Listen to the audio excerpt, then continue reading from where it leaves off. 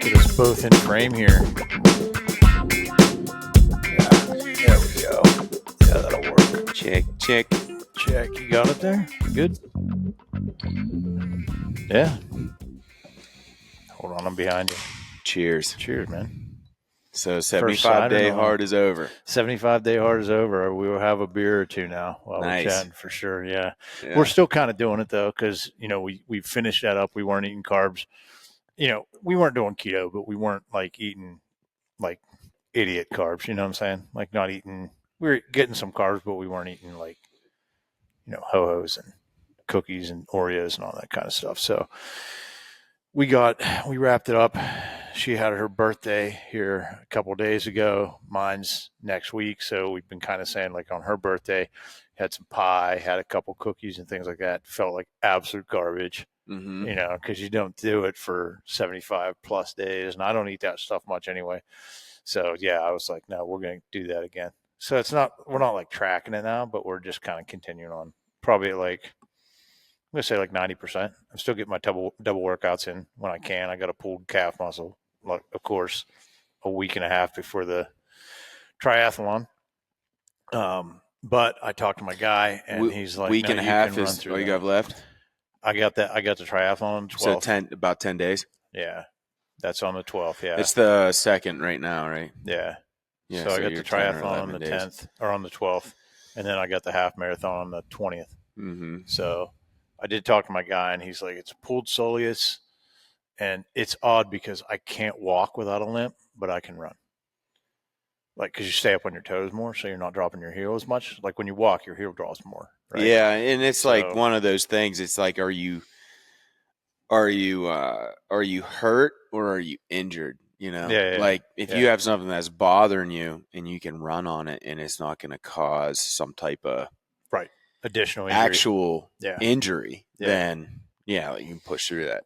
That's what I plan on doing, kind of regardless. So you have the first race coming up in like 10 days and then the half marathon a little bit later. Yeah. October is also put 30 pounds on your hang clean month.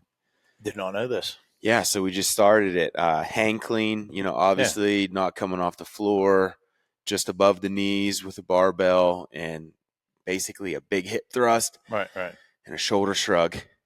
Right. Rack the bar. As you get heavier, you have to start incorporating a little bit of a squat. Right, sure. To catch that heavy weight. Yeah. As a lighter weight, you can hang clean and not really have much of a squat, but as you go heavier, you need to incorporate the squat to get it.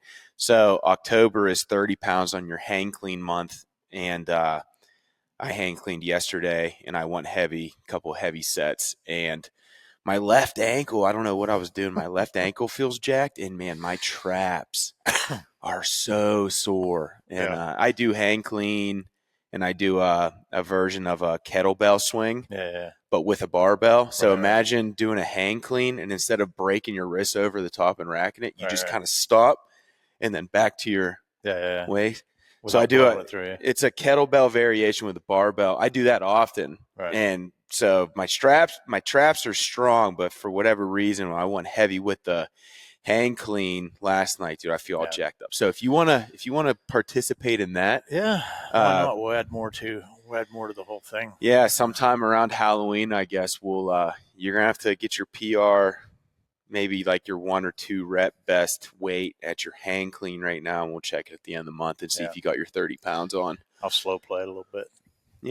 Slow roll it. Yeah. I mean, you can do that with your running. I mean, I've lost more weight than that in the last little bit here. So, it's like me getting out of bed in the morning. I'm hang cleaning more, much less getting out of bed. But it's just frustrating because what happened was when I was training for the half, I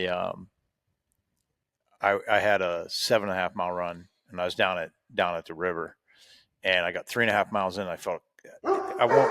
Oh, there's my dogs. There's literally no one here. What do we got? Just my idiot dogs. And I got like a tightness in my calf. It wasn't like a cramp, because I've had cramps in sports, right? And you're done. like you're going down. And I'm running. I just felt it tighten, and it tightened all of a sudden.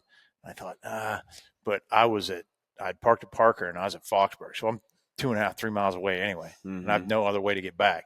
So I'm like, well, I'm just going to keep going. And I was able to keep rolling with it. I noticed it.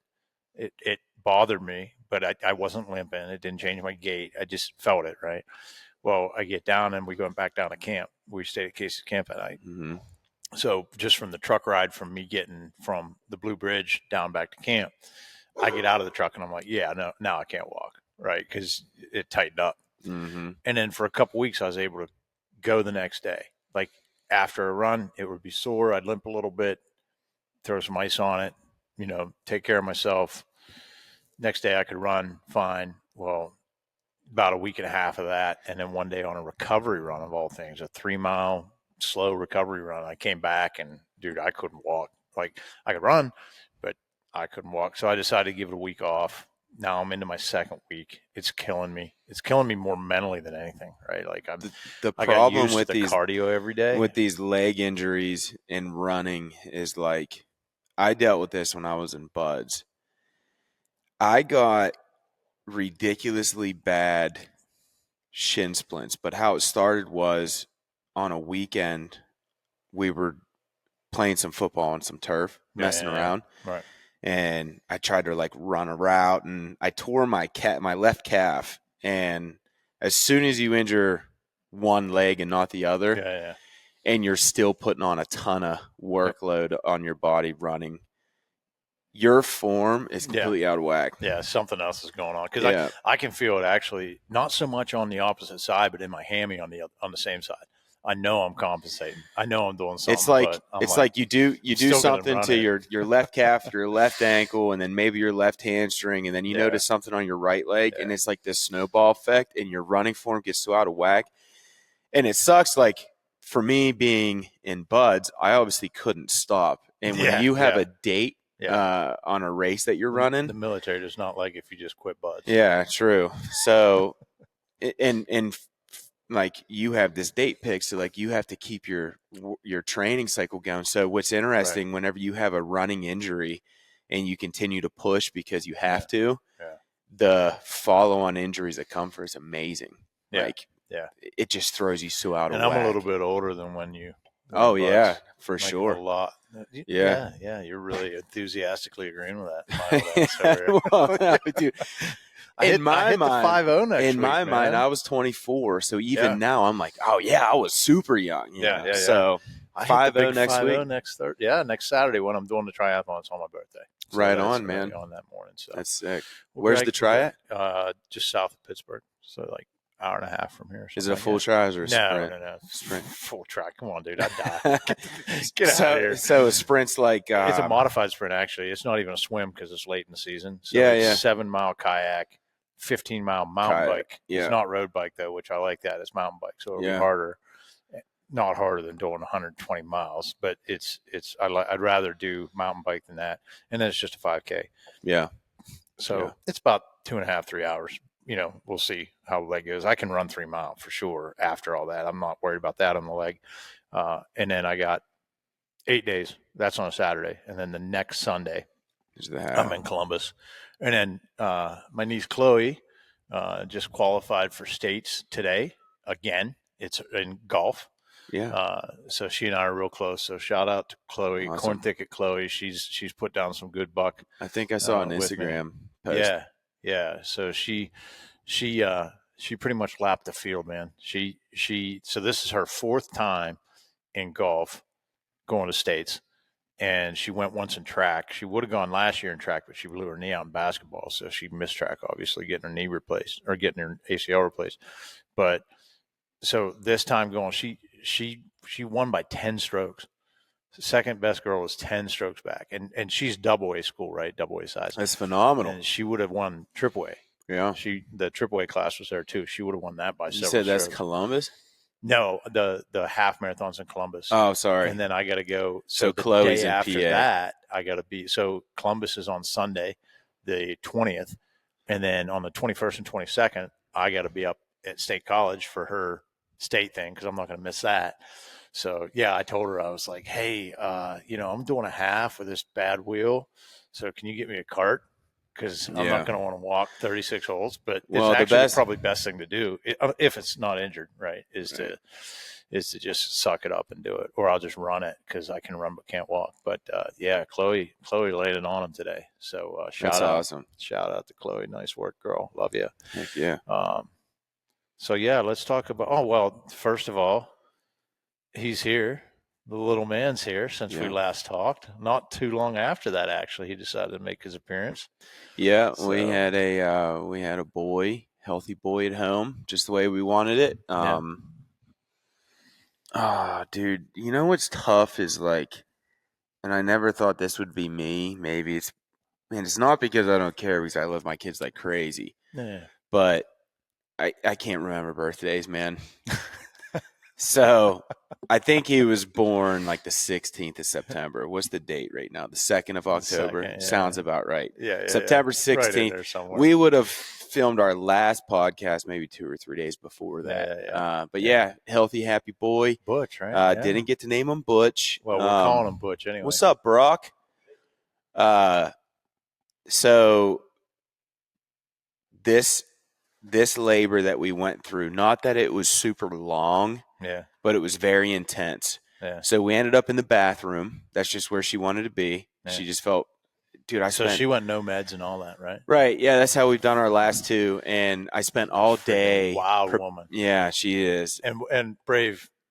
Yeah, brave husband too, though. Well, dude, I have nothing. Things could be thrown at you. No, I just like sit there and just do what I'm told. Like the midwife tells me, and I go there. But we're in the living room, and I spend all day building the nest. So she was in labor all night, and then the sun came up, and we put Hazel, the 7-year-old, my stepdaughter, on the bus. And she's like, I don't think you should go to work. I think it's going to happen. So I stayed home, and I blacked out all the windows. Yeah. I call them boofer blinds because we don't have blockout blinds. So I took every blanket and quilt in the house, and I just hung them to block out all the sun. The only ones I use here. Yeah. And about 2 o'clock, it was perfectly dark. I lit a bunch of candles. I was constantly AC up 3 degrees, AC down 3 degrees because she was uncomfortable. Right. Had the perfect nest in the living room, and then it ended up in the bathroom. But it was such an intense delivery that at the end of it, we stood her up. All of her insides are hanging out of her. Ugh. And we walk her to the bed, and she gets on the bed, and she's holding Woods is what we named him. Yeah. Woods. And I'm looking at her, and I took a picture. You cannot believe how beautiful she looked. That's the one you sent us, right? It was insane. That's the one you sent us, right? Within 3 minutes of giving birth. That's what's on our group chat? Yeah. Yeah, that does not look like someone who just gave birth. Super intense, man. Yeah. She looked incredible. His She's cord the woman that every woman hates. Oh my God, dude, she was beautiful. Yeah, I was like, "There's no way she's a kid." They stole that baby. It was impressive. Yeah. His cord wrapped. He had his arm up. So the midwife, her tone changed. When she saw the baby's head crown and realized what was happening. Yeah, she went from being like, "You're doing so great, Maddie," to Maddie. The baby's coming out right now. Yeah. So Maddie just tapped into, this old world. Yeah, women stuff, and she blasted them out, but it was noticeably a more intense labor than Jetty was 2 years ago. Yeah. So I'm looking at her in the bed, and she just looked so great with Woods.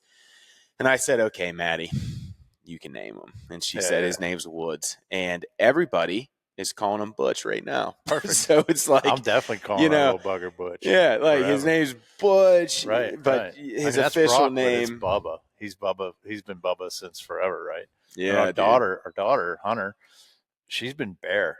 She's been Bear since the day she was born. Just for some reason, she's been Bear. And she had my phone that way. She knows that's her name. Mm-hmm. Lee still calls her that a fair bit. That's the only name I know. If I use her actual name, she knows something's up. She's my daughter, so I'm never mad at her. But she knows it's something serious if I use her actual name. But he's definitely gonna be Butch. Hey Brock, I need you to go on standby for me. I got this lease out in Ohio. Okay. Can't say the county though. Yeah, I know. Yeah. Whatever. Yeah. And Hey Ben, we're not talking counties. We're been not slapping saying. my wrist about accounting. Yeah, had to beep it out last time. Whatever. But hey, this mega 7-point last year, like a 4.5-year-old, walked out into this field right in the middle of the rut, like November 9th, and beat up like 2.5-year-old good looking deer. And I got pictures of him in like February last year. So I know he's still alive. And he hasn't showed up on camera yet. But I don't want him around because I have a really, really good 3.5-year-old in there this year. And you don't want to get busted regardless, here's a good point though. Regardless of how big the rack is, if it's a 3.5-year-old buck and a 5.5-year-old buck, even if the 5.5-year-old has a smaller rack, he's going to kick that 3.5-year-old buck's butt. Right. So when this deer shows up, this 5.5-year-old 7-point, I need you to come kill him. And everybody on the lease, which this year it's another guy. Ben actually dropped off the lease this year. It's another guy. But either way, nobody's going to care. This is like a true, mature, big, gnarly buck. That's just a bully, and he needs to get whacked. So here, this is me telling you guys now. Nice. When he shows up, I don't know if he's going to be a 9-point, an 8-point, if he's going to be a 7 again. He's just this big, old, gnarly buck. He might even be 6. Somebody needs to kill him, and it should be you. We had one up at. Well, he's super. And obviously, both you guys come out and do. Oh yeah, we'll film it. Yeah, we'll film it. For all. Sure. That'll be awesome. We had one up that Hunter was after when she was real young up in New Bethlehem. Everybody has one called Bullwinkle. If you saw this buck, you'd be like, oh, that's why it makes sense for him. He ended up. I think we talked about him getting poached. Mm-hmm. You know, he's like 176. Yep. Well, when I got a picture of him when he was 4.5. I had him at 4.5 based on the other picture I had of him. And he was out there, and he was bigger than the other deer, body-wise. You know, the next year I didn't get pictures of him right away. I didn't get pictures of him until like mid-August. And I'll have to see if I can find those pictures and send them to you. I need to put some of them up on the thicket. But there was a 10-point there, a 3.5-year-old 10-point, to your point, feeding in this red brush kind of stuff. We had a spot, we'd mow it off. When we mowed off a green up, that's all it took. They'd come to the green just because it was green. You know, they just loved it. And as I'm flipping through the pictures, I see this deer come on, and it looked like another species. Here, when he hit like 5.5 or 6.5, whatever he was, he had that 3.5-year-old by 70 pounds. I mean, just the size, the sheer size of his body next to that. And I'm looking at this 10-point going like, that's a pretty good buck. He's like a 125, you know, he's a pretty solid buck. And he certainly wasn't a 2.5-year-old because I'd seen him last year, the year before he was when he was 2.5, he was an 8. And he came out, had the same time. I knew it was him. Actually, that buck had like white come up his front right. So I knew it was him for sure. And I'm like, oh, okay, he's back. And so I'm flipping through these pictures, and then there's Bullwinkle, right? Again, most unintelligible name ever. But he comes in, and you're just like, to your point, that buck, no matter how big his rack was huge. But no matter how big his rack was, the body of that buck would beat the shit out of anything else on that hillside. It doesn't matter. It doesn't matter to those deer. Like, they are not mature at 3.5 is what I'm saying. Yeah, right? They've got a lot. Big 180-inch rack on a 3.5-year-old, which will happen occasionally. Yeah. You know, 1 in a million in certain places. Will still get its ass kicked by a 130-inch 5-year-old. Like, his body will be bigger. They're just thicker all over. Just everything. Like I think when they're looking at each other, like they're not looking at their rack going, their horns are bigger. They just know body language and just the natural instinct that this is an older deer, the hierarchy, and they got that old man strength. Yeah, well, you know? For sure. I tell Brock about that all the time. I'm like, you can lift all you want, bud. There's a trigger that switches over when you get about 30. You got to stay on the outside with these old guys, you know. Work your distance. Don't give them work any your clues. reach, because if you get in close and they grab you with that And it's over. That's it. It's over. Yeah. So speaking of mature bucks, last message I got on the group chat was that pouty message from Ben. We'll give Ben another shout out, but one was for crying about using county names, and this one's for crying about saying Stax was gone. Yeah. Right. Well, so is he gone? So last week, no. And last night I texted the group chat and I said, Stax has vanished. Oh yeah, you said that. That's right. I said Stax has. Oh, he was actually positive about this. I said I had Stax that has backwards. vanished. Yeah. And what time is it right now? 8:43. Yeah. 2 hours ago, just before 7:00, I watched Stax come out right past the tree that we prepped. We're 3 days before the season. So that was huge. Now, with that being said, I drove. So he came out full light, still full light. Yeah. Last minute. Yeah, it wasn't 6:43. I'm just. Yeah. Great. I drove a stick into the ground in a CRP field, no trees, and hung a camera on it, and it fell over. Right. So that camera hasn't been taking pictures. And either somebody cut my strap or a squirrel chewed my buckle because it was on an oak tree. There's a ton of acorns, a ton of wildlife, just deer, squirrels, raccoons all day, all night. So 2 cameras went down right in that vicinity. So for 4 or 5 days, we have 2 cameras down. So when I said Stax vanished, that's not having the most up-to-date best intel, but I watched them tonight. And so how far is that shot from the tree where you walked it's going to be 50. So 3 nights ago, we actually we started at 60. We probably shot 2 or 3 sets at 60, 2 or 3 sets at 70, 2 or 3 sets at 80. Yep. And then we brought it back into 50-40 because we know the way that we're going to hunt them on the opening day in 3 days is I'm either shooting 80 yards potentially. Right. Hopefully it's 50. Yeah. Through a bean field. Right. And Ben is shooting up to 65 in a goldenrod field. Yeah. Excuse me. So, well, here's the thing that I find interesting. Couple things I wanted to note on that. Number one, talking about the distance of the shots. I guarantee you there are guys out there right now that are like, oh, that's too far. That's unethical, this and that. I will tell you without hesitation, there was a time not too awful long ago, probably about 12 years ago, where I would have said, there's no way. I know there's guys that can do it, right? But I'd say like, oh, Pennsylvania and 99% of the guys, and it's probably true, can't shoot like that. However, right before I went to Canada, probably 10 years ago. Well, no, I missed his second birthday. So would have been 12 years ago, 13 years ago.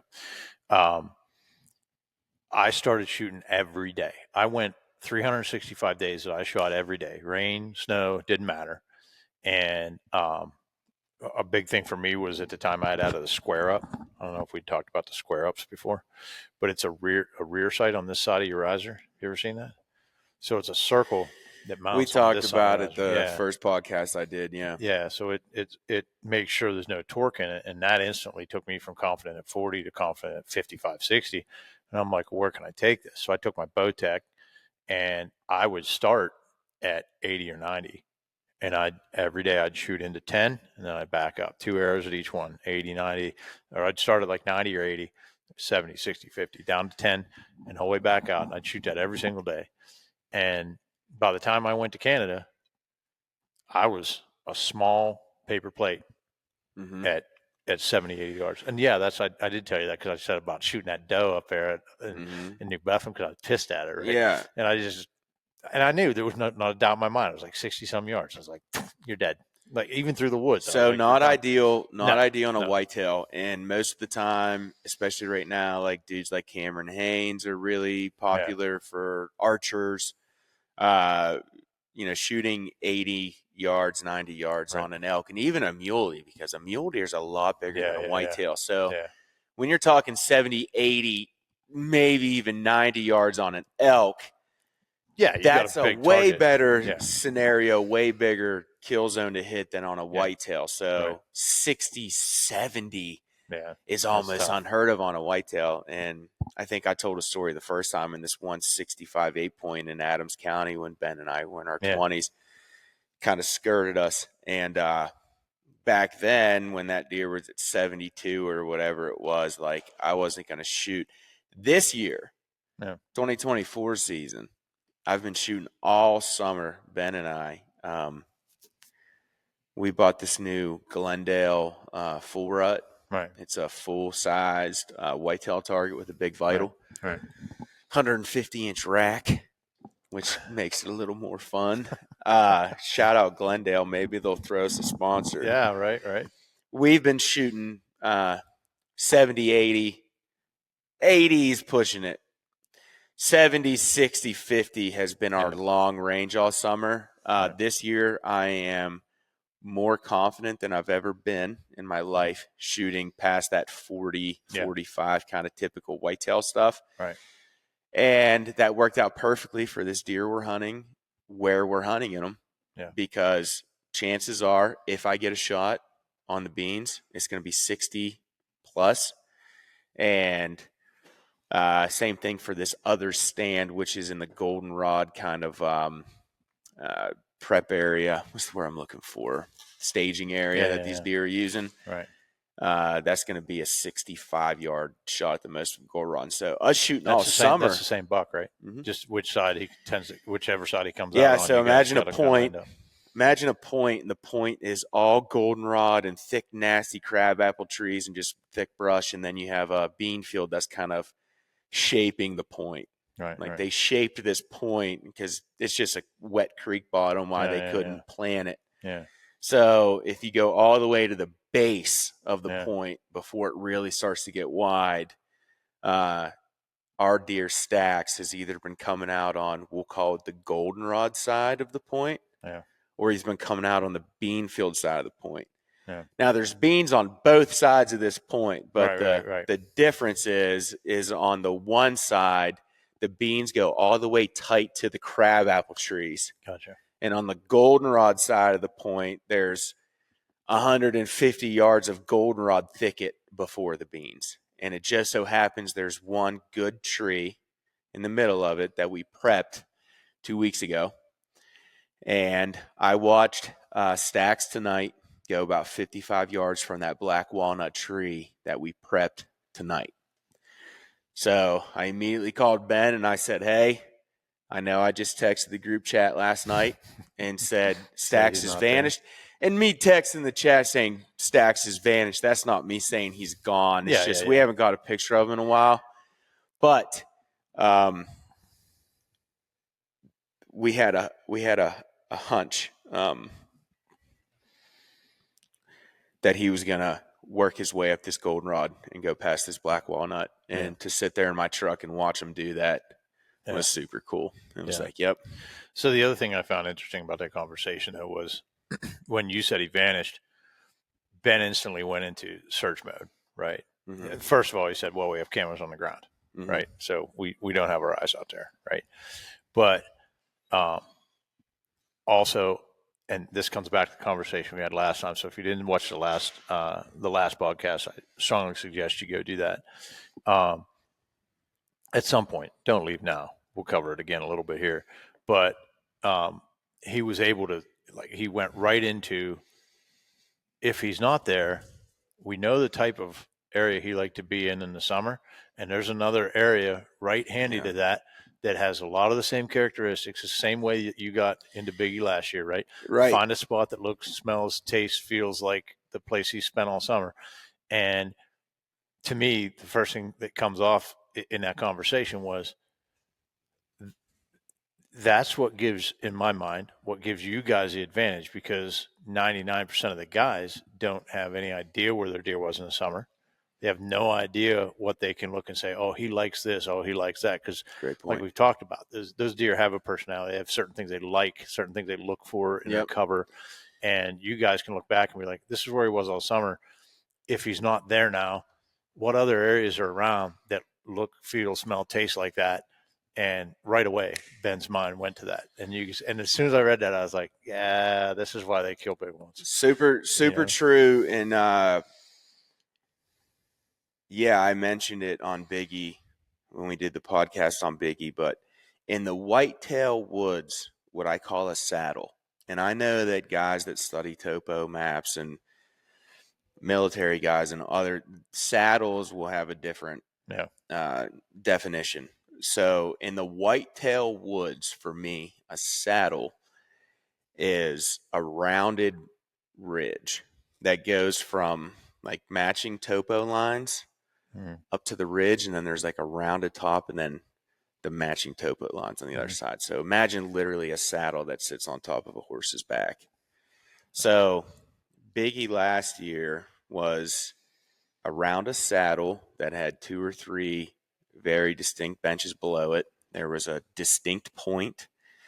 There was open, warm season grass, meadows, and apples and stuff for him to browse on. So in the summer, when he was on saddle A, when I ended up finding him and killing him, he was on a very similar saddle with benches below it, with a defined point, with warm season grass style meadows.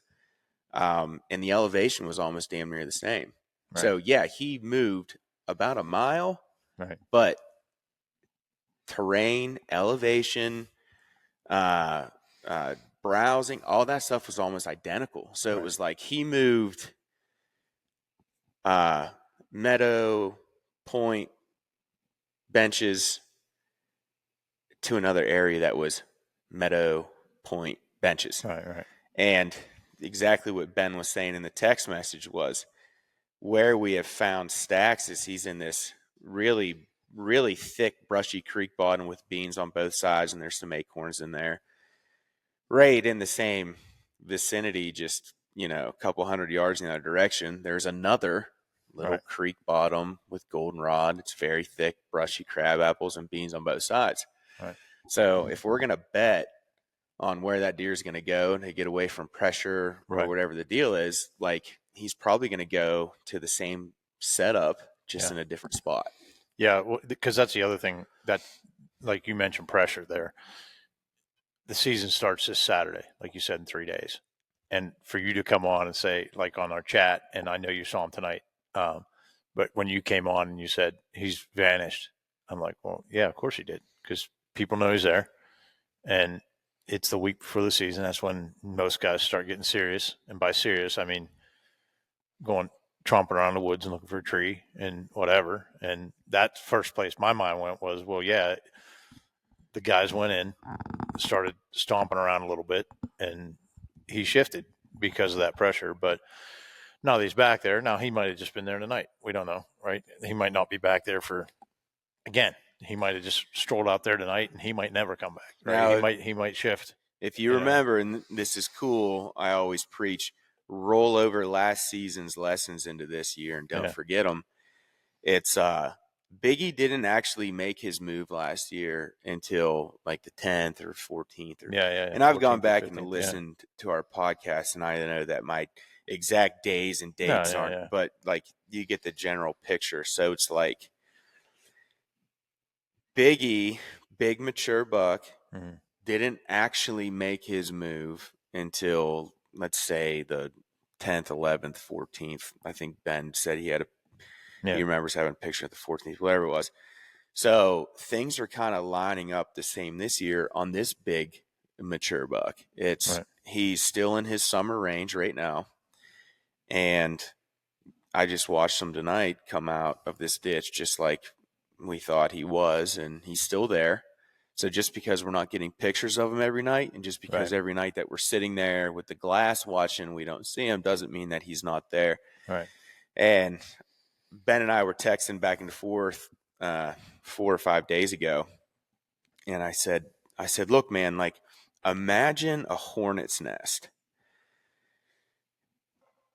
If you've ever watched a hornet's nest, there's hornets coming in from behind to the sides to the front, and it's kind of like this big chaotic circling of bees, but they're going to like this one point. And I was like, this deer's Stax.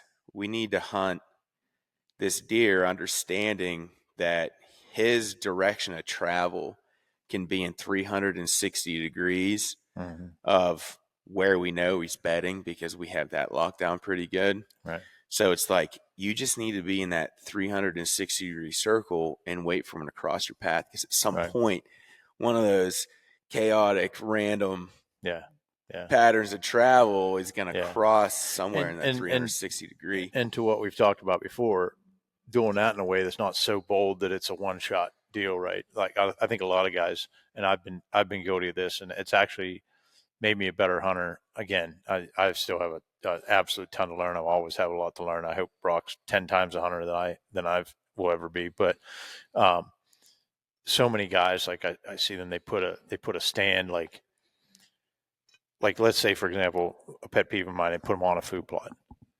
but the food plot's so big that that buck comes out and they see it early in the season, but it's 90, 100 yards away, and they're hanging out over this food plot, and there's no way they're getting down without that buck knowing they're there.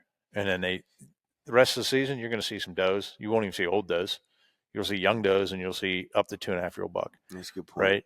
So one of the things that a guy actually had come down and assessed our property in New Bethlehem. We paid a guy from Michigan to come down. He paid by the acre, by the way. He'd come down and like tell you, hey, you should put a water source here. You know, I'd set up this way and that.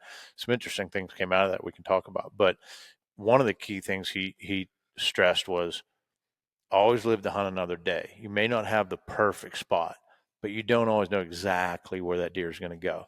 And if you go all in to a spot where you're convinced he's going to go that day, you got to make sure that if he doesn't do that, if he does something slightly different, you can get out. No, you're still good without him knowing you're there. You're a lot of guys don't think about. I didn't think about that for years, man. Your infill and your exfill has to be clean for sure. And there's like safety measures you can put in and have a buddy drive up with a pickup truck and blow. But even that, you do that a few times, and those buck will be like, "Well, I'm going to wait till that truck comes. Cause I'm not going to walk out there." Be blown out and then have to come back out. We've seen that. I've seen them come in 2 or 3 times and they were out of range. This happened up in New Bethlehem. We were doing the same thing. Drive the quad down, whatever. They'd hear it. They'd jump in the woods. After like 4 or 5 times, because we were in a spot there particularly where there was one spot we needed a very rare wind for them to come close, because the way they feed, you know how they feed on one end or the other of the plot based on the way the wind's going, whatever. And we never got that wind, but we were hunting it anyway because we figured, well, we'll just have somebody drive down. Mm-hmm. Worked for a while, and then the deer were just like, and we'd still get a picture of them in that plot, but it was like 15 minutes after we had been blowing them out, because they're just sitting back there going like, I'm just going to stage for a little bit longer. Yeah. Why would I walk out there when I know they're going to come blow me out? They'll definitely adapt, and that was a great argument I've heard about this. What's the big wind, the big scent killer right now? Ozonics. Yeah. As I've heard some really, really smart deer guys say, well, ozonics doesn't eliminate scent. It covers scent with another scent. So 100%. At some point, if you run that ozonics for 5 years, at some point those deer are going to start recognizing ozonics as people. So then you're going to have to switch off the ozonics until that next age class isn't used to it, and then switch back. They kind of adapt. I've had great results with ozonics. I really have. I know some people when they first came out, they're like, "Oh, that's witchcraft. That's snake oil." I was hanging a stand up in New Bethlehem, and I had my ozonics with me because I was going to hunt later that night. And I see these deer coming down the ridge, and my wind's blowing right at them. And it was early October, so I'm hanging a stand. I'm dripping in sweat. I mean, it's 2:00 in the afternoon. It's 80-some degrees. I'm dripping in sweat. So I just sit down. I hang my stands high, right? I like to hang them as high as I can to where I can literally stand up and sit down when they're bedded 20 yards away, and they never look that high. There's a point where they just don't look up that high, right? You get up around like 35, 36 feet, you can almost do jumping jacks up there unless obviously they're on a hill and looking at you eye to eye, right? But anyway, wind's blowing right at them. So I just sit down and I hit the ozonics before they get there. They bed literally 15, 20 yards from me. There's 6 of them. A young, like fork horn and a couple does, young buck running around with a couple does, and 6 of them down there.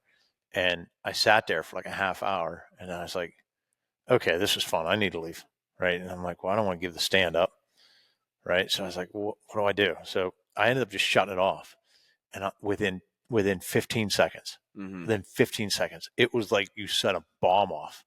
Those things were so gone so fast. Well, but to your point, the other thing that I did like the last couple years with us moving, I didn't know where my Ozonics was, and I wasn't going to buy another one. Hey, Ozonics, same thing. You in Glendale, let's get some stuff over here. But I couldn't find my Ozonics, so I did my old grandpa's trick. I hung it by a campfire. When I'm hunting around this property here, campfires are common, right? If I smoke my clothes, I haven't. To your point, it's not hiding my scent, but campfire smoke is so strong that when you have freshly campfire smoked clothes and you go out in the woods, those deer cannot smell human over top of that. Yeah. And they notice it. They notice the smell. They'll get downwind and they'll be like, they just don't identify. Yeah, as they don't see it as a threat. Human, yeah. Yeah, I know some like, big out west hunter guys that do the smoke on their clothes just because wildfires are so common in certain areas of the country, you know. Yeah. But to bring it back to this, these deer don't always come out into the field the same area every night. I mean, how many times have you hunted a bean field and looked 300 yards across the field and you see that big 10 point that was just under this stand the other night, but he's 300 yards away, and why, you know? I argued with an uncle of mine like 2 years ago, and you know, when I was guiding in Illinois, I got a really good opportunity to watch deer from an outsider's perspective because I couldn't hunt the deer that I was putting my clients on. So there was a lot of nights during the hunting season, October 24th, where I'd be in my pickup truck glassing a field with a client in a stand versus me being in the stand, so I could see the bigger picture. Yeah, sure. And the argument I was making to my uncle is these bucks, I truly believe at this point right now, and I'm a huge fan of always saying you're never done learning. So my beliefs and rules that I have right now might be different in a couple years. They'll adjust with what I see from deer behavior, success rates, or whatever. So right now, as it stands, I truly believe that a deer doesn't necessarily pick his food source that night. He picks the most convenient food source based off of the bed that he picked that night. And I think what drives that bed selection is wind direction. Right. So when you see a certain deer in a certain food source on a west wind, or you see that same buck on a different food source on a south wind or whatever it is, it's not because he got up from bed A and went 400 yards to that he was in food a different source bed altogether. He was just in a different bed altogether. So if that deer picks bed E, and it just so happens close and convenient to bed E, there's a great clover browse field or a acorn stand. He feeds there that night, but the next day, the wind switches. Instead of being in bed E, he's in bed A. And it just so happens that really convenient to bed A, there's standing soybean. He ends up in that soybean field. So that the whole argument was, well, he's working into the wind to go to the soybeans, and he's going to work into the wind to go to the same soybean field, even on a different wind direction. Either way, he's going to go to the same food source. I'm against that. Right. I'm saying that's why you're not seeing that deer on soybean every night. You might miss him a night because he's on acorns. I believe it's because the bed choice changes where he goes to feed. Interesting. That's interesting. What that reminded me of two things actually, things I think I know.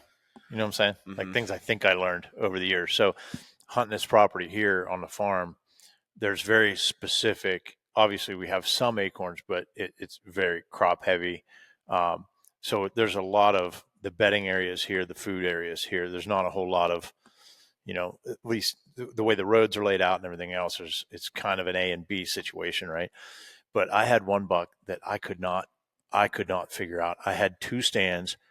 There's a finger that comes up between these fields, and in the morning, I was hunting this buck all in the morning, And if I sat, this finger had like a thicker side and an open side, and I saw him every day. But it was like if I sat in the thick side, he's in the open side. I sat in the open side, he's in the thick side. And it took me. I ended up killing him, but it took me 2 weeks because I was a stupid kid. I'm still a stupid kid, just in an old man's body. But it took me 2 weeks to figure out that when the wind was at his ass, he was walking through the open so he could see because he couldn't smell it. He needed to get to his bed. He wasn't going to bed in the beans. So um, when he had the wind in his nose, he stayed in the thick stuff because he didn't need to see because he could smell. And when it was at his back, he was staying in the more open stuff so he could see because he couldn't smell. It was to me, once it hit me, I was like, geez, you're an idiot. Like, how did it take you that long to figure out? And then the very next time I went in, I stood there and I was like, okay, the wind's going to be at his back. Yeah. So I'm going to sit on the open side. And he walked in right by me. And the other thing I wanted to say about the fields, one of the other things, again, I think I've learned over the years, but I've kind of made bets with myself as I've been scouting new areas. Like you go up to camp or something like that, and you look at these big fields, and you know the deer overnight, they meander around, they end up wherever they end up as the light shows up. And so what I used to do, like in Ohio and things like that when we were living out there, and Michigan, et cetera, but is that I go to a field and I kind of like stand in the middle of it. And when you look along like the tree line, if you see like a really tall tree, usually happens to be an oak, which is an advantage as well. But if you're in the middle of the field and you see something different, a dip or a really tall tree that sticks out or a corner, obviously, there's going to be a hammer trail there. It's like they have a landmark. They're not just walking over like, oh, now they know that place like the back of their hand. Yeah, they don't have a hand, but you know what I'm saying? They like those low spots in fields. Yeah, but it's almost like you can go out and say, like, there's two things I notice. If there's a really high tree that like if the whole tree line goes like this, and then there's one that's like significantly taller or stands out for some reason, it's going to be a trail there.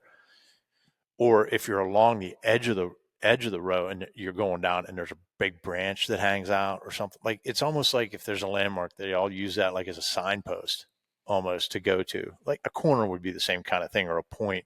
You know, they all hit the point. I've noticed, like, if you have a point that juts into a field, even if they don't go in at that point, I found that they typically don't. They'll stay in a field, but they go to the point and then work their way down the edge before they go in at a corner. Yeah, they love like edges. That. Yeah.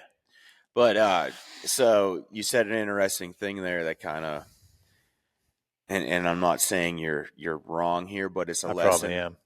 It's a lesson that I learned the hard way last year. And deer don't leave the timber, go out into the field, and then when the sun starts coming up, they're like, oh, it's getting light, let's go back to the timber. Yeah. I don't think it getting light out has anything to do with when they leave a big open agricultural field and go back to bed. And the reason why I'm saying that is because last year I put all my eggs in one basket. Oh, yeah. And I went into Biggie's bed at 3 and he was already there and we jumped him. It didn't get daylight until 2 hours later. He was already back in bed. And how many times do you sit there and watch your cameras and you have your target buck or a group of bucks or whatever, 8, 9, 10 o'clock, and then 11, 12, 1, 2, 3, 4, 5 o'clock in the morning up till daylight, it's like the field's dead. I don't think it getting light that's fair. burns them off the field like it does maybe like when you're spring turkey hunting and the sun comes up and gets too hot and the birds leave the field. Yeah. I'm not sold at this point that morning deer are like watching, they're like, uh-oh, here comes the sun, time to go to the timber. I think they're out in agricultural fields and they're back for reasons I don't know yet. Right. But I wouldn't bank on the sun coming up being a reason why they're going back to bed. They might go back to bed at midnight. Yeah. I think they come out when they do because there's such a long period of time from it getting completely daytime and they're sitting in the timber for hours and hours and hours and hours. And then as it gets dark, whether it's the moon or whatever it is that they're coming out to feed. But as far as them leaving that main food source, like an agricultural field, to go back to bed. I don't think it's the light. Right. You know what I'm saying? Yeah, absolutely. So if you kind of pay attention to that, and you're planning on backdooring a big buck like I was on Biggie last year, yeah, you going in at 3 a.m. thinking doesn't you're safe, guarantee you anything. it might not. Yeah, it might not guarantee that. Yeah. Well, that reminded me. We're just keep ping ponging this back and forth. One of the other things, that guy that we had come down from Michigan, and this guy had killed, I think at the time he had killed 36 buck in 2 states that were all but 2 on public land. Right. So he was obviously knew what he was doing. Right. He was really, really good dude.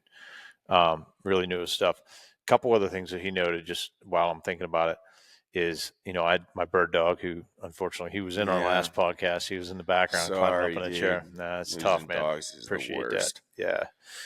Yeah. So he passed, but yeah. So he knew I had that bird dog, and we were talking about buck and rut, and one of the things he mentioned, and this isn't the case where you are with Stax, right? And I don't think it was a case where Biggie was, but our place in New Bethlehem was dry. I mean, we had this huge hilltop, and it was old strip. There were some water, but none of it was easy accessible. It was like those old strip ditch things, like, straight up and down kind of things. And he's like, I would dig a hole here and put a liner in it, or I'd put a tub here and let the rainwater fill it up, like whatever. And I asked him finally, I was like, everything that I had learned just over the years, watching TV, watching videos, whatever, was about bedding sources and food sources, and he looked at me, he goes, you have a bird dog, right? And I said, yeah. He said, think about how that dog works birds, and think about a buck in rut. He's like, how often does that dog stop at a puddle when it's running birds all day? Every chance it gets. He said, so you find a place between, and we'll get to this as well, between doe families that has a water source, you're going to hit it. He's going to hit it. Yeah. You sit there, you're going to get it. He goes, I don't care if you go to Tractor Supply and buy a tub, put it in the ground and let it rainwater fill it up. He said, they're going to hit it. He goes, those buck are losing weight. They're thirsty. Their tongues are hanging out from chasing does. All they care about is chasing does and water. They need water. They'll skip food, but they need water. And that's the other interesting thing. I'll just spit this out while I'm rambling about him. He had a strategically set up multiple small food plots that were big enough on the property to support a doe family. And it happened exactly like you said it would. We put these small half-acre plots in, 1 acre, half-acre plots. Most of them were like a half acre. And we get a doe family at each one.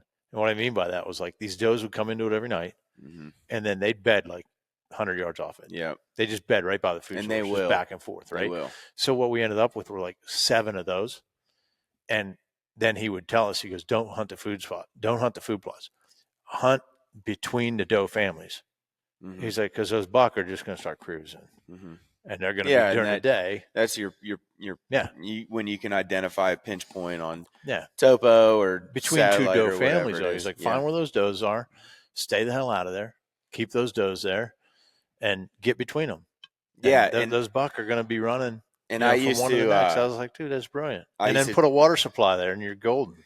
And I don't know anything about the water sources. I can't even speak on it. And at this point, I'm not ready to have an opinion on water sources. Yeah. But I used to tell my guys this in Illinois. I would be explaining midday rut movement to clients, and I would try to simplify it in terms that dudes would understand it, just from the way that I think it goes. So when you're a guy, a human, and you're out with the dudes in some city somewhere, and you're single and you're chasing chicks, like,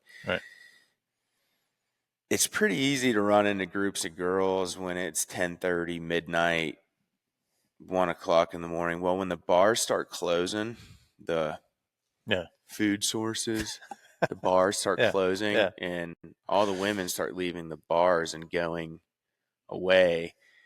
There's always like this last ditch effort where you just start hitting a bunch of bars really quick because you're trying to find a crowd. So I would always explain to clients, like, if you can think of it that way, instead of it being 2:00 in the morning closing time, think about 9 in the morning, 10 in the morning being closing time for the bars in the whitetail woods during the rut. So it's really easy for these bucks to go find these does on the big food sources at night and all morning when deer are up. But at 10 o'clock, when all the does go to bed, those bucks start doing this last ditch effort that like guys do when they're out at bars. And you start searching really hard because it's not as easy to find them anymore. They're back in their beds. Get downwind of a thicket. So that's kind of like that 10 to 2 movement. Like these bucks are like, and then, 3, 4, 5 o'clock, it gets easier because a buck can just go to a bean field and there's going to be groups of deer there. But that midday, it's not as easy to find them. That's why there's that peak movement. So if you kind of apply that that douchey single guy mentality to searching for chicks at closing time at 2, that's what those bucks are doing at 10 in the morning. Is Quay single or is he married guy? Oh, I forgot we were supposed to get. He's married with kids. All right. So back in Quay, we'll call that the Quay method if we want. Hey, shout out Quay. You're our biggest listener, brother. We appreciate your support. Absolutely. Hey, can I take a leak real quick? Yeah, of course, man. Of course. Let that hit your chest set. One more. Let that hit your chest set.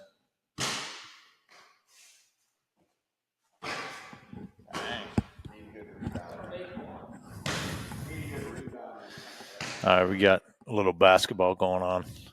Oh. Are we going to be here till you make one? Yeah, layup would be good. All right, we got a layup. All right. Yeah, otherwise we'll be here for a while. Dip into the IPAs a little bit.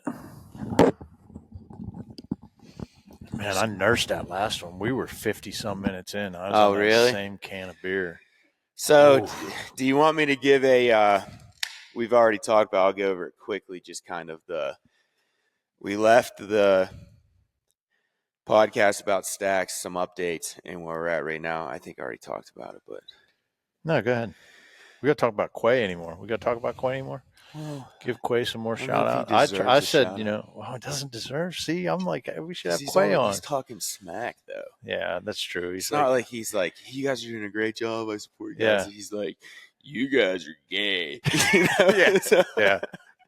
Well, and I like when you're talking, I'll be like, yeah, yeah, and then he'll come on and be like, yeah, right, Well, he's talking smack on Ben because Ben does do a lot of yep, yeah, so do I. I just did it 6 times since I finished that sentence, but we'll get Quay on here. We'll make him come on. And then Quay's killed some big deer. Yeah, like hate with him, his truck or like hate him for talking smack on the podcast or not, but he's killed some big deer. All right, Quay, get over here. We'll get you out here. He's got like a 153 that he killed on the night of my going away party when I was shipping out to the Navy. Yeah. Showed up to my going away party, which is this nasty, just big, gnarly, massive buck out of Prospect. Yeah.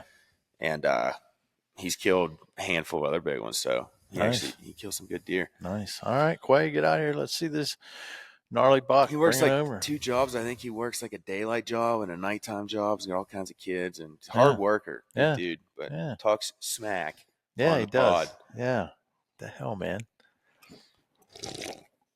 So, a little Southern Tier. What are you having there? New Belgium. Voodoo Ranger.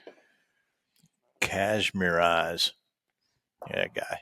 So we left the pod, and Ben and I pretty much on purpose stayed out of the area that Stax was. I had one camera there where we'd get him every couple nights on camera, so we knew he was there, and then we would glass probably a week or 10 days or whatever after the podcast.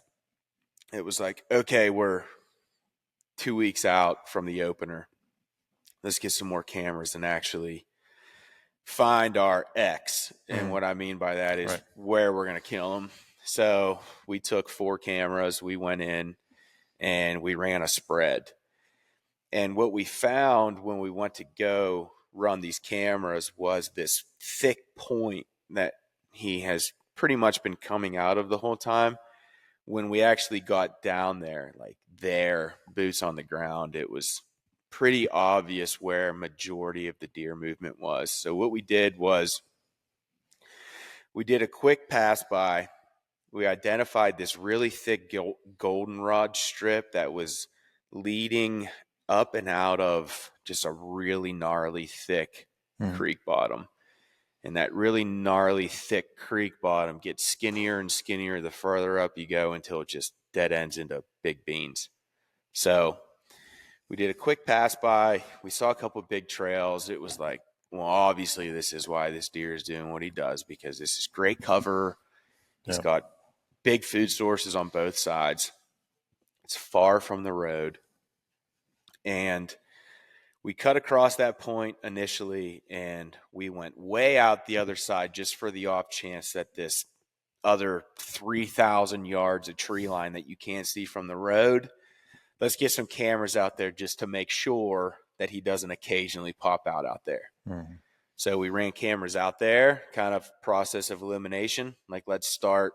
We know he's here. Let's make sure that he's also not out there. Yeah. And he's not out there. So running the cameras out there has solidified his home range. Is basically around this big, thick creek bottom point with beans on both sides. So basically burned one camera. It's still there just in case he shows up out there. Right. I had that 230-inch deer in Illinois do that to me, where he showed up on a random camera way out there. And Biggie showed up on a random camera way out there, not till later in the season. So that's not worth talking about yet, because we're still early season, bed to food right now.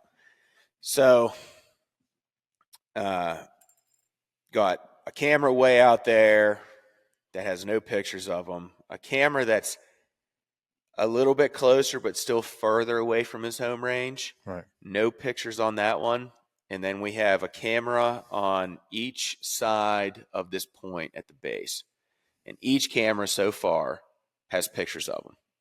So we know that he will come out in daylight on one side of the point, and he will come out in daylight on the other side of the point. So you think he's staying in that point, in that thick stuff? Is he popping out the end back into the bigger woods, or is he staying right up near the field, right? Imagine your point coming down and touching a way bigger block of timber. Yeah. A true point that comes up. Right. So he is at the base of that point where it touches the bigger timber, or he's further back in that timber and probably a few different beds. Yeah. But the way that this greater area sets up is it's not all giant ag. There's big timber there.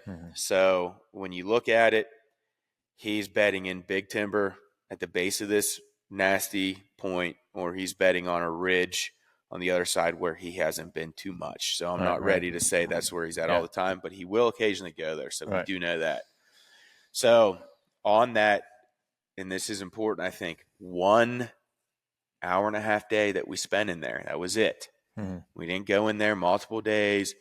We didn't go 500 yards into the timber. You know, when I was growing up, I've said it a couple times on this podcast, my real dad was a hunter, although we didn't hunt a lot together. He would tell me about this guy that he had in Illinois that had like 14 booners.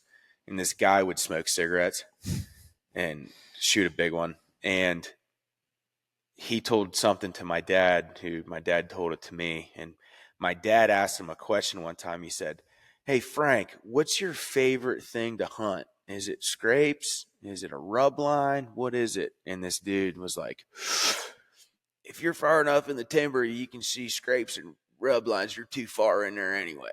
So it kind of was like this dude was all about just staying the hell out of the timber, hunting the edges, whether that's an ag field or whatever. So anyway, we didn't push super far into the timber. Risk is too high. We bumped a biggie last year doing that. So we spent an hour and a half one day. We skirted this field line. We were just looking for fresh scrapes, just seeing where the main sign was, and also looking for really high producing oak trees. So where's big acorns at, where's the big trails at, etc. So we were in there for an hour and a half. Field edges, put those 2 cameras far out. We ended up putting 2 cameras on each side of that point. And the one camera I hung on a big oak tree on one side of the point and got him within 2 days eating acorns under that tree. Now, since then, a squirrel or a dude has cut that strap and my camera's laying face down. Now, the reason that I'm not rushing to go put that camera up right now is because I can, which I did tonight, confirm from the road that he's still in there, and that's all I need to know. Right. I don't need to go down there right now and risk bumping him. Yeah. To fix a camera where I know he's already at. Yeah, I was just going to say, what you mentioned, Frank saying, goes back to that conversation we just had about live to hunt another day, right? If that deer, obviously it's nice when you don't have other people to worry about doing this, but in that big timber, if he's comfortable, if he's never feeling threatened, if he's feeling like he's there, has a place to himself, it's just him and never any sense of humans being there, why wouldn't he walk out in that field?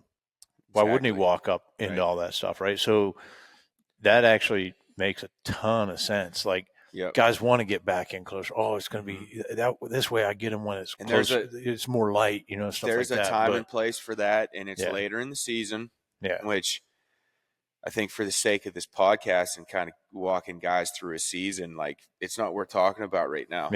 Like when we start getting into the 18th, 19th, 20th of October and scrape week hits. Scrape week. I'll explain. That's a big week. Oh no, we know scrape week. We have memes for scrape week. Yeah. So that's the time for that. Right now, it's early season, and what these deer do is they go from bed to food. Yeah. And although you're getting pictures of young bucks sparred in front of your camera, you might see a button buck trying to mount a doe on camera. The rut is not on. It's not an early rut. That stuff is not. See, here's where you got to understand corn thicket, though.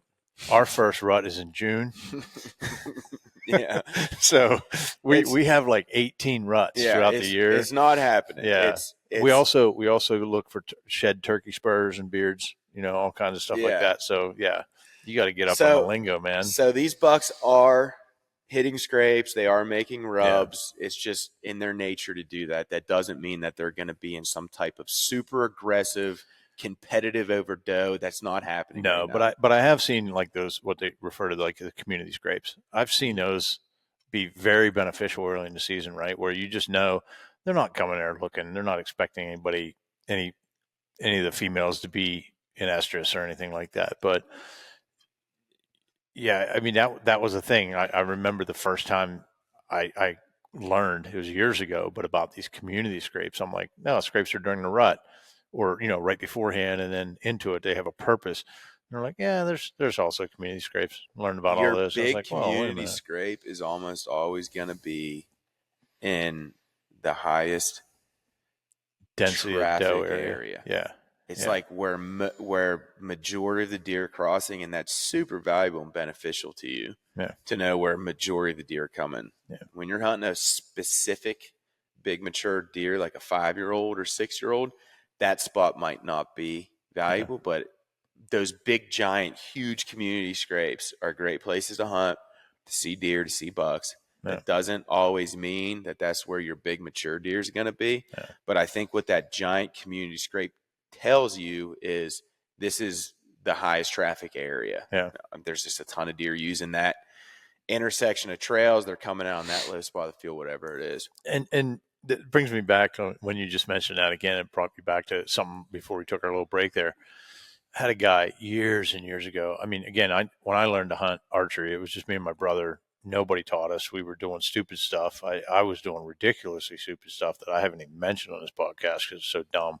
Somehow it worked. Sometimes, it was ridiculous. But this guy would just say, I'd say, well, how do you figure out where to hunt? And he's like, well, I know where the doe are. I find out where the doe are. And then he had a climber. And he said, whatever thicket they're in, I'd go downwind on that downwind edge, and I'd go 25 yards off it. And he'd say, and he'd sit there all day. He did all day sits, which used to be unheard of. And now we got comfortable seats. I can sit for 2 weeks if I had to, right? You lose your mind. But, and he said he would get 3.5, 4.5. If you sit there long enough, if you're patient, obviously you're going to get 2.5s. And, if you hold off on them, he said, they're going to cruise they're not going to go into that thicket for doe. He said they go downwind of it with their nose in the air, sniffing out that thicket. So he'd sit 25 yards off. So between him and that thicket, his buck would just cruise by. That was his whole strategy. Dude killed a buck every year. He killed a nice buck. Pretend like that thicket isn't woods. Call it a big wide open field. If you just pretend like it's like that, you can identify your pinch point and then set up accordingly on that, Yeah. And also just it's important mentioning this dude in Illinois that said the whole thing about being in the woods too far. That guy's also hunting small blocks, giant ag. So him saying you don't need to go in the woods might not be applicable for everybody. Right. And that's okay. But it's one thing just to. Well, especially the guys like we talked about last time, they aren't even hunting ag. Yeah, because most guys only hunt it. Well, there's no ag here. I don't want to hunt here. It's like, well, they go the hillside of acorns. You don't need it. Where I killed that 160-inch deer last year, there was no ag. It was big timber, it was steep hillsides, and it sucked. So you can do it. So we went in there after this podcast. We confirmed that point had enough. Bedding wise, cover wise, food wise, that it all made sense to us why that deer was there. Right. So running the cameras on the far outside just for process of elimination purposes. On our way out, we stopped and we looked really hard at this point, the way that it came out into this bean field. And people listening aren't going to be able to track this easily, so I'm not going to spend too much time on it. But one side of the point is like 10-foot high crabapple style trees, and it's really hard to hunt and see. And the other side is this goldenrod. So we were looking at this goldenrod, and since deer are edgers and they like to run these edges, and from the camera data that we had and from the glassing data that we had, that deer typically rides the goldenrod edge to get out into the beans. He's not in that thick crabapple crab. He's like in the goldenrod. And that goldenrod's like 6 foot tall. Right. So when he's in it, you most likely aren't even going to see him moving in there. Right. So we're looking, and there's no trees, but we see that there's one old gnarly black walnut tree. And I'm like, Ben, let's prep it right now. Let's just do it right now. We're not coming back in here. So we went over to that black walnut, which is about a 55. If Stax comes up and literally rides the edge of the crabapple thicket, it's 55. If he's 10 yards inside of that into the goldenrod, it's a 45-yard shot, and obviously less and less the closer. So there's a little bit of a pinch point there. So the way that we can get into this black walnut is we can come right down a power line, easy access, slip on the edge of this bean field for like 10 yards, and then through about 10 yards of just normal woods.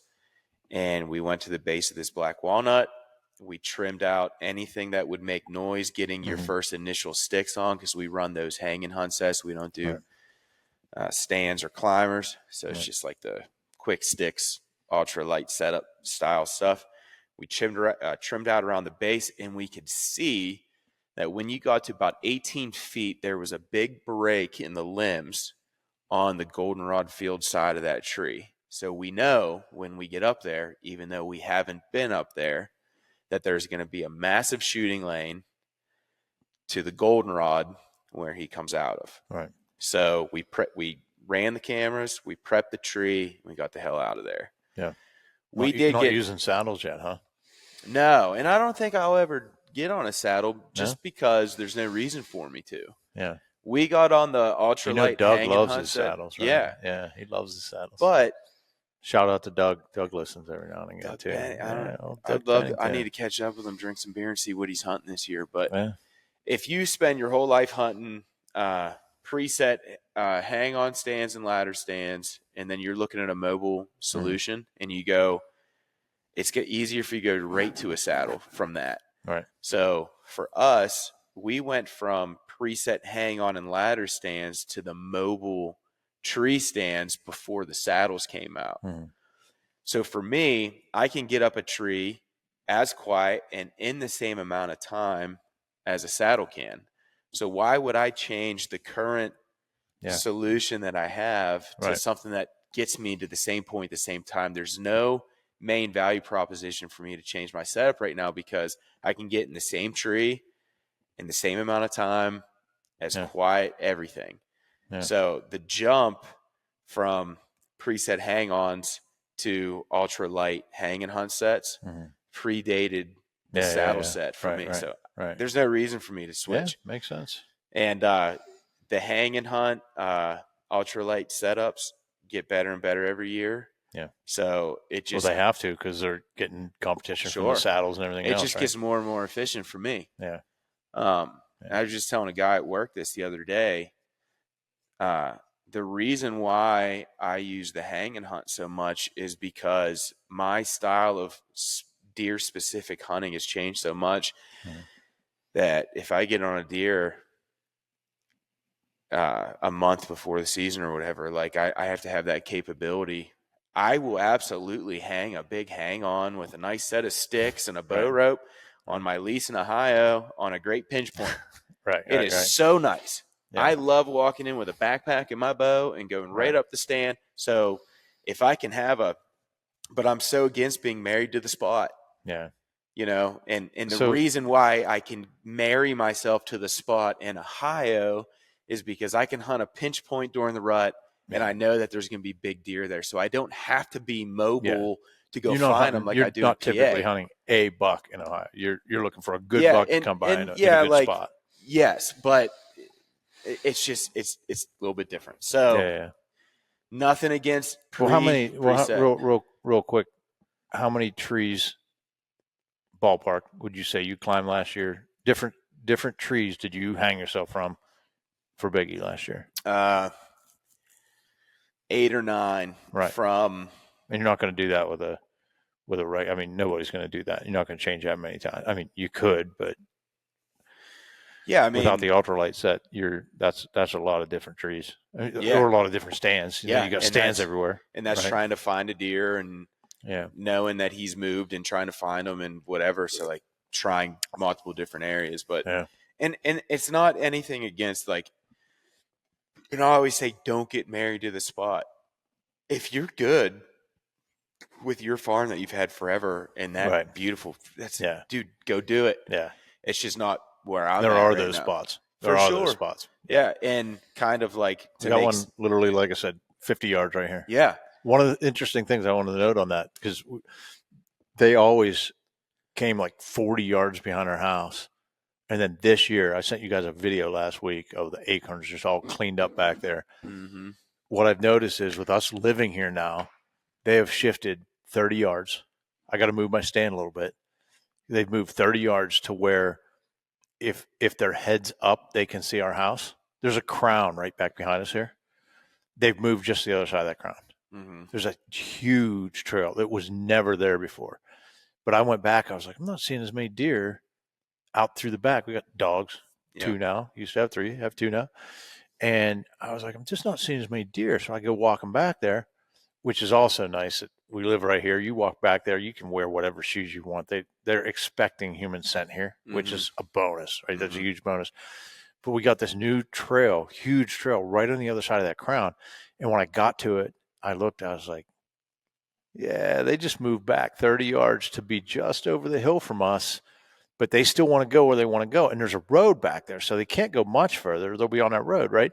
So now I'm like, well, this house didn't ruin the spot. It just changed it and actually made it better. Because now, dude, I know exactly where they're going to go. The pressure that they're feeling, which is my dog's looking at them and being like, hey, barking at them, right? But I'll finish up on Stax. I gotta give you an update in Ohio because I had a cool thing happen in Ohio. So marathon podcast here. Yeah, sorry. How long's it been? An hour and 20 with the break. So we're all right. Yeah, we're good. I gotta get home to the baby and stuff. So we did that day, and it's important. I keep saying it. We only spent an hour and a half on the field edge 2 weeks before the season. We weren't in there getting crazy, pushing deep, all that stuff. We just saw what we needed to see. Not cutting everything back, putting your hands, making giant shooting lanes exactly all over the place. Yep. Yeah. We looked up from the base of the tree and said, we know when we get up there that there will be a lane. That's good There'll be enough. something you can find a shot. We don't need to throw sticks on right now, climb up there, saw. Sometimes you need to do that, but for this deer specifically, it's very sensitive. Yeah. If he goes 500 yards in any direction, he's out of an area that we can hunt. So we have to be ultra low pressure. So we prepped the base of that tree and we left. And within 5 days of running that camera spread, we got pictures of them on each side of the point, and the 2 cameras that we ran far out, no pictures of them. So even though we didn't get pictures of them out there, that's not a waste of running a camera. It's a process of elimination. I know he's not out there, so I don't need to waste my time. Yeah, it's information. Thinking about him being out there. It's just, let's focus on this point. Right. So Ben's camera and my camera. My camera was on an oak tree. It fell down face flat. Ben's camera, I drove a post into the ground and hung the camera on because it's in the goldenrod, fell over. So we have 2 cameras. The 2 cameras where he's at are down. Yeah. So when I texted the group chat and said he's vanished, we haven't had a picture of him in 5 days, and we also haven't been out there glassing in 5 days. Right. So tonight I went out there, and sure enough, there he was. He came out into the beans, right through the goldenrod, just past the walnut tree that we prepped. Now I couldn't see him in the goldenrod moving, but once he cleared the goldenrod, stepped out into the beans, I saw him and I knew exactly where he came from. Yeah. So I immediately called Ben. I said, look, we're 3 days from the opener. He's doing what he's been doing for the last month and a half. We're going to kill him in the first week if we hunt him smart and he keeps doing this program. And you're going to call me as soon as you get one in him. We're going to go out there. Yep. I'm going to get that video out there. We'll make sure we get it on there for everyone. After this whole story, we can get the recovery on there. And if we get 100%, yeah. And if we get 7 to 10 days into the season and he gives us reason to make an adjustment at that point, make the adjustment. I'm always preaching about staying light on your feet, being willing to make a move. Yep. But we have to have a reason to do that first. Right, sure. And as of right now, he's doing the same program. So we're going to stay on that program. We're going to hunt him smart. And hopefully we're going to kill him in the goldenrods or on that bean field. Couple days out. Yep. Yeah, give us a quick update on Ohio. Yep. So don't say the county. I don't want Ben crying. I went out there 2 weeks ago. I drove out on a Sunday and got out there, refreshed some batteries, and baited a new bait site. So I have one existing bait site that has a camera there all year, bait there whenever I can make it out there. And then I have a really great neighbor that I'm buddies with. I go out there and we drink beer and have dinner and stuff. And he'll go over and bait for me sometimes. So it's great. On the other end of the property, I created a new bait site 2 weeks ago. So last year in January, I had every buck in the county on that original bait site. Right. We had triticale planted in the beans. So we had a great big giant food source. And then we had my corn pile. So there was 2 bucks that had kickers on their G2s. So one deer, I'm calling 2 kicks, and he was a 2.5-year-old. He had split eye guards, mainframe 8, and kickers on his G2s. So he had 12 points as a mainframe 8 point. There was another buck that had kickers on his G2s as a mainframe 8 point. So he was a 10. So the true deer that I'm calling 2 kicks, I believe is going to be an absolute giant. Yeah. I think this deer is going to have 14 points. I think he's going to be a giant. That 8 point with the kickers showed up on camera on that new bait site a couple days ago, and he blew up. And he actually lost the kickers on his G2s. So he's a big mainframe 9 point, and he's like 145-inch 9 point with this massive frame, just huge. Yeah. The amount of everything that he's put on this year is just amazing. So he's there. So I'm super pumped about this deer. Right. And at the same time, I'm really excited for the true two kicks, which I think is going to be 14 points, massive. And then in the mix, there's this really gnarly, non-typical deer. I don't know if I showed you pictures of him. That's been MIA. So Ohio has me really excited right now because there's a lot of up-and-comer deer. And we got a mid-month cold front coming in, I believe. Yeah, and I thought there was going to be a cold front for the opener, and I didn't go out and hunt the opener because it didn't happen. Yeah. But I'm on standby, just like everybody should be, watching the weather. Yeah. I think your early October cold fronts mean bucks go to their typical food source early. So if you're seeing your buck you want to kill on a bean field, I think a cold front on October 12th, October 9th means that your chances of seeing him in that bean field in the daylight are good. Yeah. And then I think around the 18th, 19th, 20th, I think we have a change. I think we move into scrape week, which is its own podcast on its own. Oh, yeah. And then after scrape week on October 26th, 27th, then I think it's time to start talking about actual cruising type shit. Right. Stuff. So awesome. Yeah. So 3 days out from PA opener. And like you said, I think that's important. You know, a lot of guys will hunt. They'll go and hunt no matter what because it is the opener. I actually don't think I got stuff I got to get wrapped up. You saw I'm working on my porch here and stuff. And, you know, my father-in-law asked me today, he goes, you guys going hunting on Saturday? You know, it's the opener. And I'm like, I don't think we are. Number one, I don't have anything. I showed you, we got nothing on camera. We got nothing right now. And so that makes it tough. We could go up to camp. I know there's some good ones up there, but the best year at camp I had was I hunted non-strategic spots. I hunted like seed deer spots until November. Yeah. Because I knew no one else is in there. I think that's what you should do. And deer spots. I'm gonna do seed deer spots through October. Maybe I'll get lucky. I'm just spending time, having a good time, seeing some deer, seeing some squirrels, seeing some foxes, whatever, seeing some coyotes, maybe take a shot at them. And then like I killed a nice 10 up there. Was it last year? Maybe the year before. And it was up at the corner where they call this is inside baseball, but they call the funnel cake stand. You know where that's at? Yeah. I was in that corner. There's that hang on that's been there forever. It's grown into the tree. And I knew there were buck up there. I knew there were good buck up there all year. First day I went, especially it was like in November. Fence. Yeah, I went up like November 3rd. In that fence over there's some real good buck. Well, yeah, but that's posted, right? Yeah. So I don't go over there. I'm just on this side of that barbed wire. But what I did was I kept myself out of that stand till November 3rd. Yeah. And I went out November 3rd.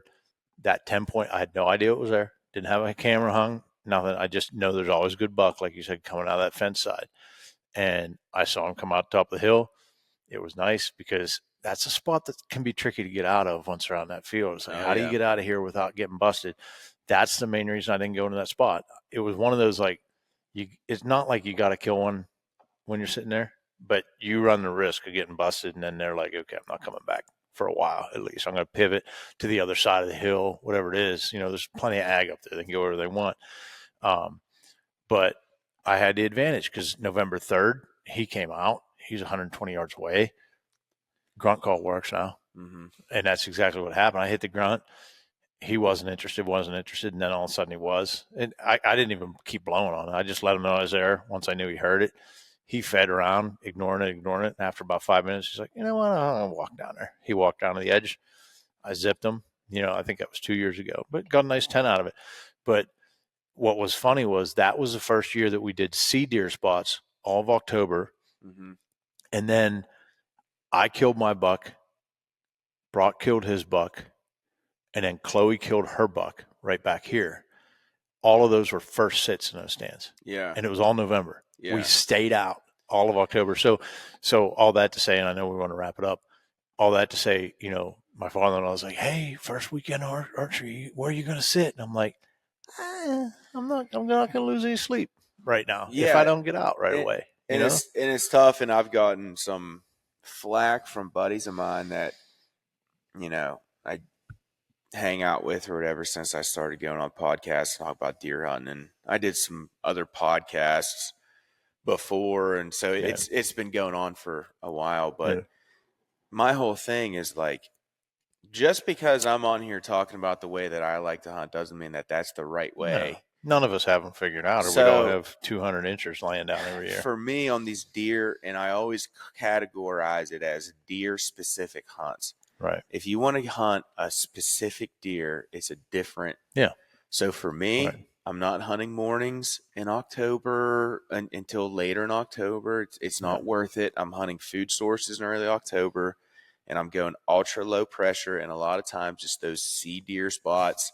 Yep. And I'm waiting until the time is right to push in for pressure, because right now with Stax, man, the stakes are so high. If I push in there Saturday morning, which there's a guy that's hunting this deer, we know he is, and there's a really good chance that he's going to push in there Saturday morning, deep into the timber, because he's so nervous, because he knows how big this deer is, just like Ben and I do, and he might not have that patience, and he's nervous because he sees us there, and he drives by all the time when we're there. There's a good chance he pushes in there Saturday morning, blows it up. Yeah. So for me, the stakes are too high right now because I want this specific deer to blow it up. So I'm going to hunt the food source. Yeah. I'm going to hunt on either side of that point I'm talking about, on the edge of the bean fields. I'm going to sleep in Saturday. I'm going to have coffee with my kids and chill. And then I would not recommend giving your 3-week-old coffee, though. That's probably a bad idea. Yeah, probably. I mean, we could try it, see what happens. Maddie he started, is butch, though, so he might be badass enough. Maddie started having some wine again, enjoying a glass of wine, and we noticed that whenever she has a glass of wine at night, that he gets really bad gas. So I'm like, not yet. You can't. You have to wait a little bit longer. Yeah, a little bit. All right, man. Hey, appreciate your time. Thanks, brother. That'll work. Yeah, we'll do it again soon. We'll catch up, see how. But again, you let the air out of them. We're gonna do for sure. We're gonna do the recovery. And hey, I meant it earlier when I said that we got a couple bully deer in Ohio that dude, I don't want in there. He'll freak out. And he'll love it. Again, those kicker deer I was talking about. They're 3.5. Yeah. Now they're gonna be in the 150 inch. I'm gonna shoot them. Yeah. But that 7-point. Yeah. Will kick their asses and run them out of there before I get a chance to shoot them, regardless of how big their rack is. Right. So when he shows up, you and bro, you guys are welcome to come out. We're out there, definitely, and shoot them. Sounds good. All right, appreciate you, brother. Thanks for joining us. Talk to you soon.